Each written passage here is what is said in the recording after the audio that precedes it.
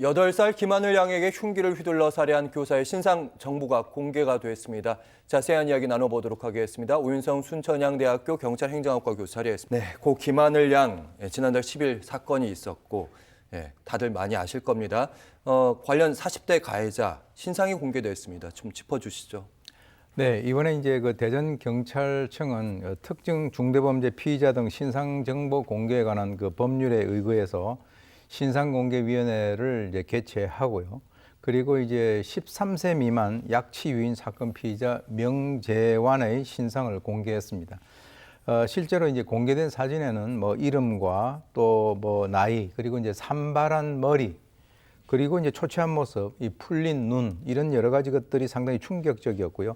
그리고 이제 자해행위로 부상을 입은 목에는 그 수술 자국이 선명했는데요. 단 경찰은 이러한 그 해당 정보 이외에 피의자의 신상을 유출하거나 또는 그 가족이라든가 주변 인물들을 SNS에 공개하는 행위는 형사처벌될 수 있음을 경고했습니다. 알겠습니다. 신상 정보는 공개했지만 거기에서 주의해야 될 부분이 있고 또 주목해야 될 점이 한 가지 좀 있습니다. 경찰의 설명 중에 하나가 있는데 분노나 스트레스로 이게 표출하면서 범죄로 드러난 것이다.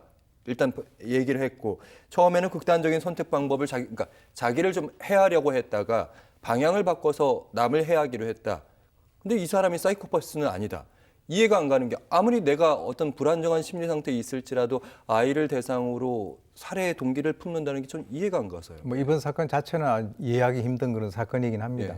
이 경찰 조사 결과 이 범행 동기를 가정 불화 그리고 직장 생활 과정상에 있어서의 불만이라든가 분노로 봤는데, 즉 이 분노와 내재해 있는 그 스트레스가 어떤 그 범죄로 이어진 일종의 그 분노 전이 현상이다. 제가 이제 지난번에도 한번 그런 말씀을 드린 적이 있는데, 풀리지 않는 모든 것들을 이제 주변 탓으로 돌리는 거, 자기 중심적으로 이제 생각을 하면서 원래 이제 그 극단적 선택의 어떤 경험도 좀 있다라고 알려졌고요. 그리고 이제 원래는 자기를 향한 공격인 극단적 선택을 하기로 했는데 한 범행이 일어나기 한 3일 또는 한 일주일 전부터는 타인을 공격하겠다라고 이렇게 생각을 바꿔먹었다라고 합니다.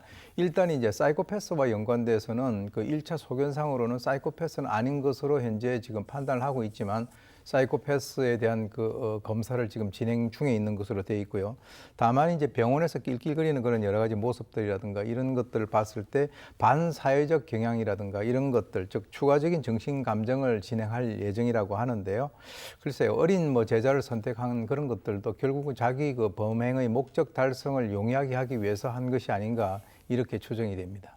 알겠습니다. 경찰이 이제 관련 혐의가 일반 살인죄가 아니라 13세 미만 약취, 유인 혐의를 적용해서 한다고 하는데 이게 일반 살인죄랑은 좀 다른 것이고, 두 번째로 이제 명재환 같은 경우에는 지금 보니까 뭔가 반성하는 듯한 그런 진술을 좀 했다고 하는데 이게 믿을 만한 일인 것인지. 네, 일단 이제 경찰은 이 단순 살인이 아닌 그 13세 미만 약취 유인 그 살해죄를 의뢰로 해서 검찰로 송치를 했습니다.